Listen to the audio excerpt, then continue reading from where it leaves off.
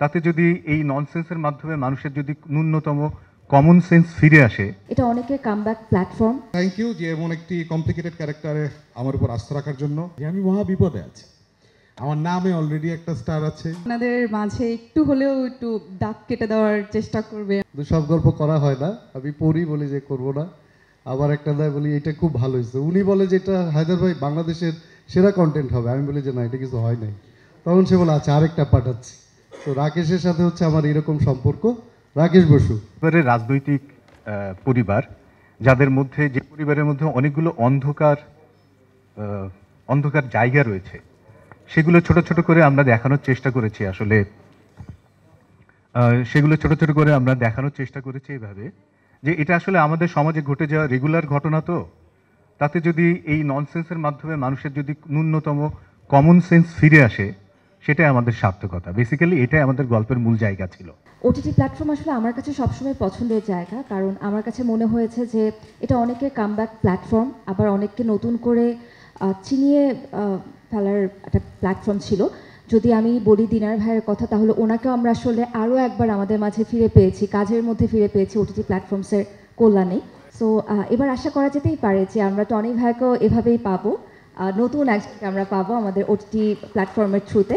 প্রথমে আমি থ্যাঙ্কস দিচ্ছি বঙ্গকে এমন সাহসী একটি কন্টেন্টকে পেট্রোনাইজ করার জন্য।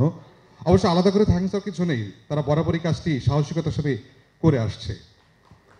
এবং বঙ্গর সাথে পথ চলা আমার আজকের নয়, একটা দীর্ঘদিন ধরে পথ চলা চলছে।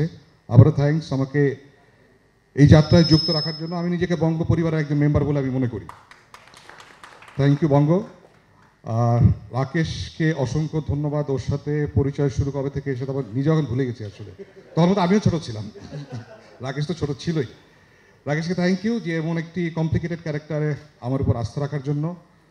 আর থ্যাংক ইউ এই বৃদ্ধরূপী তরুণ অভিনেতাকে এমন একটি সাহসী কন্টেন্টের পাশে থাকার জন্য, এবং ভবিষ্যতে নিশ্চয়ই আমরা আরও এমন অসাধারণ কন্টেন্ট পাবো। থ্যাংক ইউ সো মাচ সবাইকে। আমার সবচেয়ে বড় চ্যালেঞ্জ কি জানেন তো, সেটা হচ্ছে যে আমার নাম, এই নামে অলরেডি একজন স্টার এই দেশে ছিলেন। আবার আমি দেখতে যাওয়ার মতো অনেকে বলে আরেকজন স্টারের সাথে আমার চেহারার অনেক বিয়ে, কাজে আমি মহা বিপদে আছি। আমার নামে অলরেডি একটা স্টার আছে, আমি দেখতে যেরকম তার মতো আরেকজন স্টার আছে, কাজে এর মধ্যে সবচেয়ে বড় আমার মনে হয় কন্টেন্টের নাম যদি হয়তো ইনফিরিটি কমপ্লেক্স টাইপের একটা নাম, যে এইটা। তো এনিওয়ে আমি বলবো যে রাকেশ দা আমাকে এই চরিত্রে সাহস করেছেন যে হ্যাঁ আপনি এটা করতে পারেন। আর দ্বিতীয় বিষয় হচ্ছে যেটা, যে আমি বলবো যতটুকুই স্ক্রিনে আমি করেছি তার মূল শক্তি আসলে আমার পাশে যারা দাঁড়িয়ে আছেন, আমার শ্রদ্ধেয় দিনার ভাইয়ের সাথে আমার অনেক পুরনো সম্পর্ক।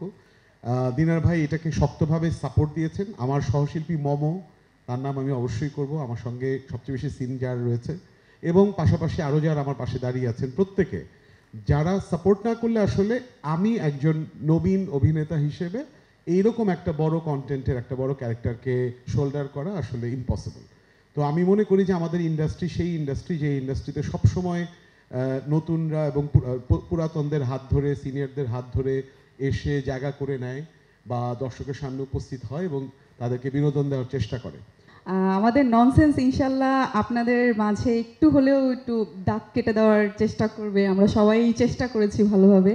আর এখানে থ্যাংক ইউ রাকেশ দাদা, আমাকে আপনার এই রাকেশ দাদার সাথে আমার প্রথম কাজ এটা। আর দিনার ভাইয়ের সাথে আমার অনেক দিনের স্বপ্ন ছিল কাজ করার, সেটা পূরণ হয়েছে। এবং মাইকেল দা আপনাকে অনেক ধন্যবাদ, এবং ভালো লাগবে আপনাদের ননসেন্স।